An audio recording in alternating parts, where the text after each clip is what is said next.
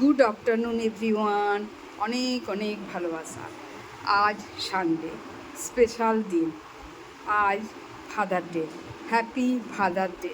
সব বাবাদেরকে জানায় অনেক অনেক শুভেচ্ছা ও ভালোবাসা। আজ প্রচণ্ড গরম পড়েছে বন্ধুরা, তাই রান্না বান্নার খুব একটা জুত নেই, আবার না করলেও নয়।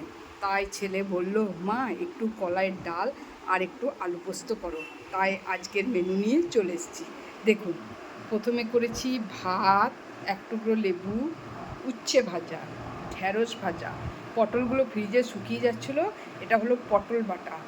এটা হলো বললো একটু কলাইয়ের ডাল করেছো, তাহলে একটু আলু পোস্ত করো, আলু পোস্ত।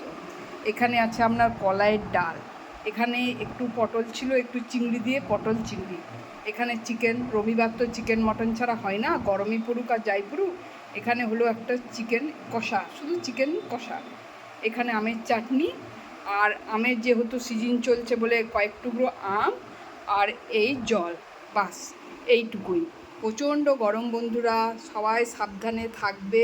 নমস্কার, নমস্কার এভরিওয়ান।